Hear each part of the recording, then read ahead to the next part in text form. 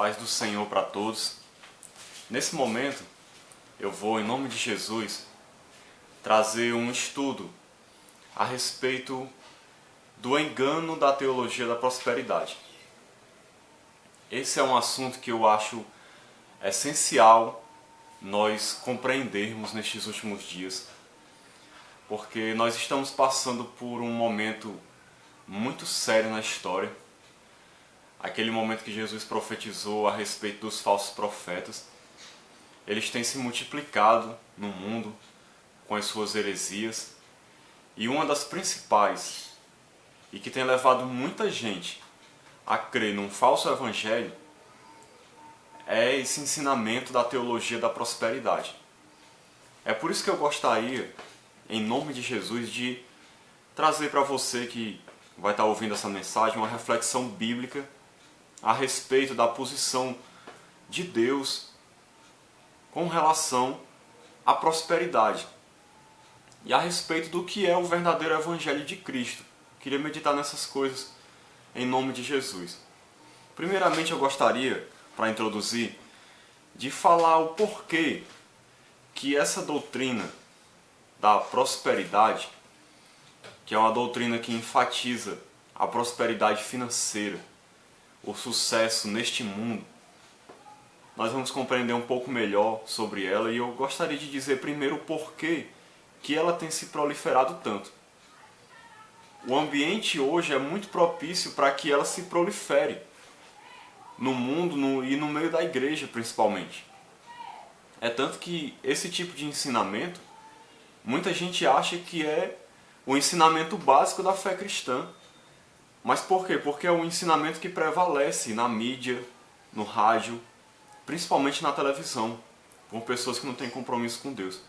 Então vejamos primeiramente o porquê que a teologia da prosperidade tem tido tanto avanço nos últimos dias. Eu quero dizer para você motivos que colaboram para a proliferação desses ensinamentos. Primeiro, a crise financeira que nós passamos nesse momento especificamente e em muitos momentos da história, mas hoje nós estamos passando por momentos difíceis. No mundo atual, a sociedade enfrenta crises financeiras constantes. Então, a crise financeira, ela leva as pessoas a passarem mais dificuldade, a terem menos recursos. O número de miseráveis aumenta, de pobres, pessoas endividadas, pessoas com uma situação financeira difícil, pessoas que precisam ter suas necessidades supridas. E aí essa crise financeira, ela acaba sendo um agravante para que a teologia da prosperidade cresça, porque as pessoas estão em crise, não têm muito dinheiro. Então elas veem na teologia da prosperidade um meio divino de poder melhorar de vida. Outro motivo, o capitalismo. Nós vivemos num sistema capitalista. E esse sistema capitalista, ele tem suas regras de mercado. E ele coloca na cabeça das pessoas, da sociedade e até no meio das igrejas, que nós temos que cada vez mais buscar crescer financeiramente. Que o nosso objetivo de vida é acumular mais e mais riquezas, ganhar muito dinheiro para poder viver bem. Ele ensina que aquele que é feliz, aquele que tem sucesso na vida, é aquele que tem dinheiro, aquele que tem bens. A pessoa passa a valer pelo que tem e não pelo que ela é. Assim é o mundo capitalista de hoje. Outro motivo, o individualismo. Hoje em dia, as pessoas são cada vez mais egoístas, individualistas. Isso leva as pessoas a não se preocuparem com o seu próximo. Então ensinamentos cristãos do tipo servir uns aos outros, amar o próximo, ajudar os pobres, os necessitados, dividir o que você tem com alguém, está fora de moda. Hoje em dia, por causa do egoísmo das pessoas, a teologia da prosperidade tem crescido, porque as pessoas querem acumular cada vez mais. Elas querem ter mais dinheiro, ter bens, ter carros, ter tudo do bom e do melhor, e não estão nem aí para ninguém, para o que os outros estão passando. Quando o ensinamento do verdadeiro evangelho é que nós devemos sim nos preocuparmos com as pessoas carentes, com os necessitados, não olhar para nós mesmos, mas olharmos também para a dificuldade dos outros. Mas por causa desse egoísmo de muita gente hoje, a teologia da prosperidade tem crescido, porque ela vem de encontro às necessidades egoístas das pessoas, de terem mais dinheiro, de terem sucesso, de usufruírem do bom e do melhor, de não passarem dificuldades, de não terem problemas, de terem sempre uma saúde perfeita, mesmo que os outros não estejam bem. Mas as pessoas só querem se importar se elas estão bem. Avareza. Avareza é o amor ao dinheiro. Hoje em dia muita gente ama o dinheiro. Muita gente é avarenta, gananciosa, deseja ter cada vez mais dinheiro, vive em função de dinheiro, faz do dinheiro o propósito da sua vida, o centro da sua vida, aquilo que ela mais ama. E muita gente nas igrejas hoje tem sido levadas a amar o dinheiro. Muita gente já é avarenta e tem sido mais estimulada ainda a ser avarenta pela teologia da prosperidade, porque elas têm sido levadas a buscar mais o dinheiro do que a Deus, a buscar as riquezas mais do que a Deus, a buscar o bem-estar acima do Senhor, a buscar muito mais os bens passageiros deste mundo, as satisfações desta vida, aquilo que você pode usufruir materialmente. A crise na saúde que nós vivemos também tem levado muita gente a crer na teologia da prosperidade. Porque, como nós vamos ver, a teologia da prosperidade ensina que a doença não deve ser algo que participe da vida de um cristão, que esteja na vida de um cristão. Aquele que crê na teologia da prosperidade não aceita a doença de maneira nenhuma. Nós vamos ver que a doença é algo que está fazendo parte do mundo, faz parte dessa humanidade caída. E nós, como cristãos, não estamos livres de ficarmos doentes, ou até de morrer por causa de uma enfermidade. Mas essa crise na saúde e essa multiplicação de doenças no mundo tem levado as pessoas a crer nesse falso evangelho da prosperidade, de que elas não vão ficar doentes, ou que se ficarem doentes, sempre Deus vai curar elas quando elas orarem. Então é muito cômodo para elas esse ensinamento. Imediatismo. Hoje as pessoas são imediatistas. Elas querem logo receber, não têm paciência. Então elas querem logo ser abençoadas, elas querem ter cada vez mais e bem rápido. E a teologia da prosperidade, ela é assim. Ela ensina as pessoas a buscar mais e mais e ensina que Deus vai dar tudo que ela quer.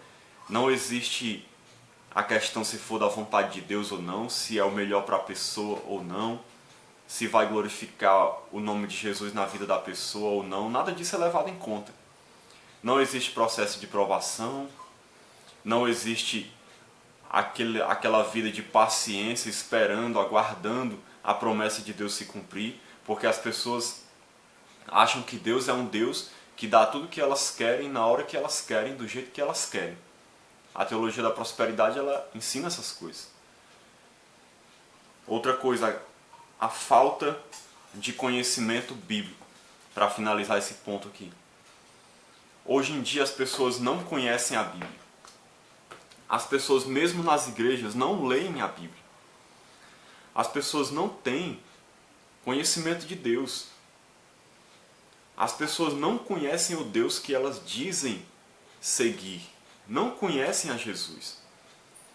As pessoas não conhecem a Bíblia, não conhecem as promessas de Deus, não sabem quem é Deus, não sabem quem é Jesus, não conhecem o que Deus ensinou, não conhecem o que Deus ama, o que Deus odeia, não conhecem a maneira de Deus agir, não conhecem o Senhor.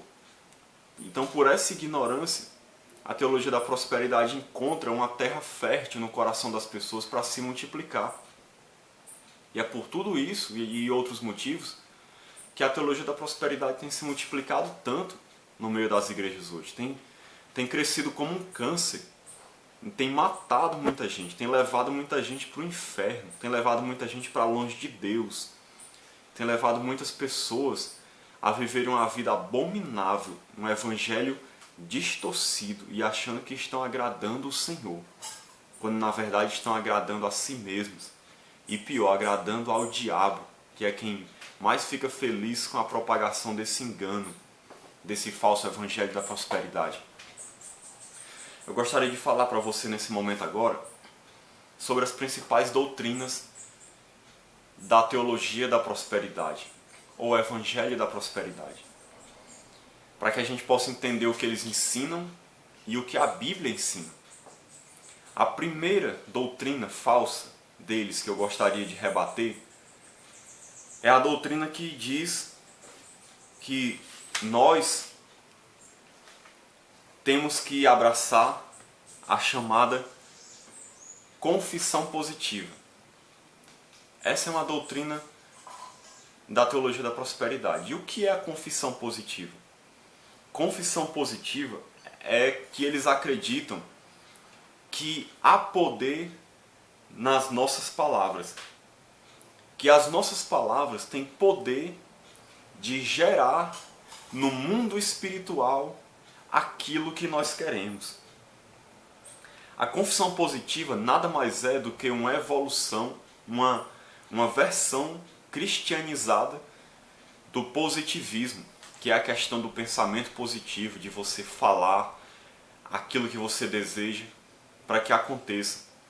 Então a confissão positiva ela ensina que nós temos que falar, porque quando a gente declarar, quando a gente falar aquilo que a gente deseja ter ou que aconteça, Deus confirmará as nossas palavras e fará com que se torne realidade aquilo que nós estamos declarando. Irmãos, há, em certo sentido, poder nas nossas palavras. Nós devemos entender isso. Mas em que sentido há poder nas nossas palavras? Nós precisamos ser pessoas que têm fé, pessoas que creem em Deus, que creem que as promessas de Deus vão se cumprir, pessoas que creem na bondade de Deus, que creem que dias melhores virão. A Bíblia nos ensina a ter esperança, a ter fé sim. Mas esse falso ensinamento deles, que eu estou rebatendo aqui, que eu vou já explicar melhor, é porque eles creem que Deus está refém das nossas palavras. Que aquilo que nós declararmos se tornará realidade. E independente de ser vontade de Deus ou não. Eles acham que Deus cumpre tudo aquilo que a gente declarar. Se eu disser, por exemplo, eu vou ter uma casa assim, assim e assim. Na visão deles, Deus vai me dar do jeito que eu quero, porque eu estou gerando no mundo espiritual, por meio das minhas palavras, aquilo que eu desejo. Se eu disser que eu quero ter um carro desse jeito, assim, daquela cor, Deus vai me dar do jeito que eu quero. Se eu disser que aquela doença vai embora, porque eu estou declarando, Deus é obrigado a tirar aquela doença, na hora que eu estou dizendo para sair. Então, aquilo que eu declaro é gerado no mundo espiritual. Se eu disser, eu vou ter um emprego assim, assim, Deus está obrigado a me dar. Perceba que há uma diferença entre o ensino do verdadeiro evangelho e esse ensinamento. Olha, a fórmula da fé de Kenneth Hagin diz assim, que ele diz ter recebido diretamente de Jesus. Você tem que primeiro dizer a coisa, afirmar positivamente algo. Em segundo lugar, faça a coisa. A sua ação faz Deus agir. Em terceiro lugar, receba a coisa. A fé é o pino da tomada, ou seja, que liga, que faz tudo acontecer. e conte a coisa, para que outros façam de maneira igual. Ben-Hinn disse que se dissermos, se for da tua vontade, isto destrói a fé. Em vez disso, eles gostam de usar as expressões do tipo assim, eu decreto, eu declaro, eu profetizo, eu determino, eu não aceito, eu reivindico. Porque eles acham que é assim que nós temos que vivenciar a fé. Que nós temos que dizer, por exemplo, eu declaro que esse problema na tua vida vai sair. E aí eles acham que porque a gente declarou assim de maneira mágica, miraculosa, aquele problema na vida da pessoa vai ser desfeito.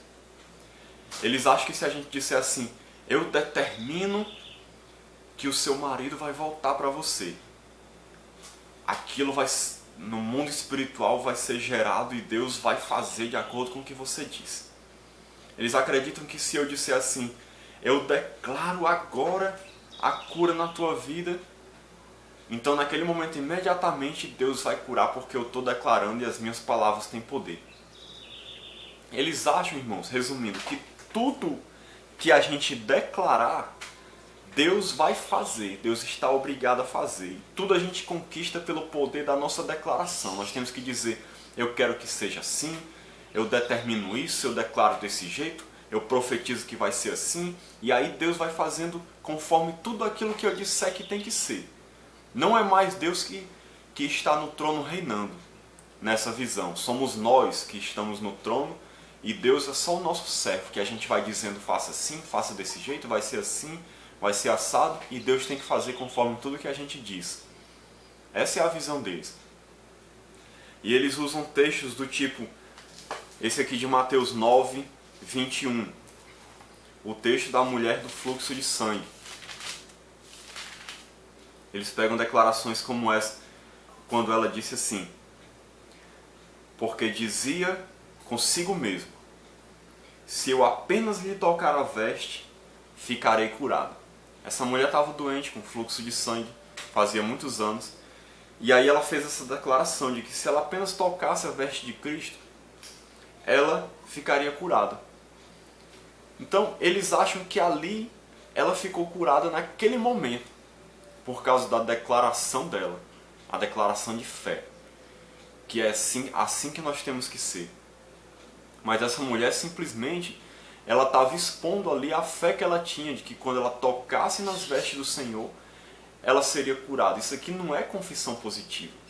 Isso aqui não dá margem para o tipo de ensinamento de que eu tenho que sair declarando e dizendo tudo o que eu quero que aconteça e Deus está obrigado a fazer do jeito que eu quero. Tem outro texto que eles gostam muito de 2 Reis, capítulo 2, versículo 23 ao 25. 2 Reis, capítulo 2, versículo 23 ao 25, falando de Eliseu, diz assim, então subiu dali a Betel, e indo ele pelo caminho, uns rapazinhos saíram da cidade, e zombavam dele, e diziam-lhe, sobe calvo, sobe calvo. Virando-se ele para trás, viu-os e os amaldiçoou em nome do Senhor. Então 2 ursas saíram do bosque e despedaçaram 42 deles. Dali foi ele para o Monte Carmelo, de onde voltou para Samaria. Então eles pegam esse texto aqui e dizem que Eliseu, pelo poder da palavra dele, disse o que ia acontecer, e aí Deus teve que fazer do jeito que Eliseu disse que iria acontecer. Irmãos, nós temos que compreender que Eliseu, se ele fez essa declaração aqui, de que isso acontecesse com aqueles rapazes, e isso foi porque os rapazes insultaram um profeta de Deus. E aí o profeta de Deus, ele lançou uma palavra sobre aqueles rapazes e aquilo aconteceu. Mas nós temos que entender que isso aqui com certeza foi na direção de Deus. Eliseu não falou isso de si mesmo. Eliseu era um profeta de Deus. Ele falou isso aqui com certeza porque ele recebeu um discernimento de Deus ou uma direção de Deus para que ele agisse daquela maneira, porque Deus queria punir aqueles rapazes pelo que eles falaram. Isso não dá margem para a gente dizer que nós temos que declarar, dizer o que a gente quer que aconteça e Deus está obrigado a fazer. Porque não é assim que a gente vê na Bíblia toda. Se nós estudarmos a Bíblia como um todo, nós vamos ver que os profetas no Antigo Testamento e todos os homens de Deus na história, tudo aquilo que eles falavam era porque Deus falava com eles antes. Aquilo que eles diziam que ia acontecer era porque Deus dizia. Eles não profetizavam nunca de si mesmos, dizendo vai ser assim, vai ser desse jeito, vai acontecer assim, sem que Deus tenha falado antes com eles. Eles não se atreviam a dizer uma palavra sem ser direcionado por Deus. Outra coisa, Marcos 11:23 é outro texto que o pessoal da confissão positiva da teologia da prosperidade gosta muito de usar. Marcos 11:23.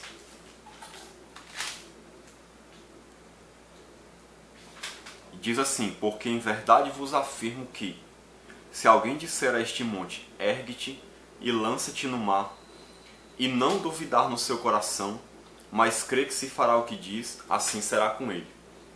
Eles interpretam esse texto aqui da seguinte maneira. Olha, tá vendo aí? Aquilo que a gente falar, aquilo que a gente declarar, se a gente tiver fé, Deus vai fazer do jeito que a gente está dizendo que vai acontecer. Meus irmãos, esse texto não dá margem para isso. No versículo 24, o Senhor até diz: por isso vos digo que tudo quanto em oração pedirdes, crede que recebestes, e será assim convosco. O Senhor está nos ensinando aqui o valor da fé. Ele está nos ensinando a ter fé, a crer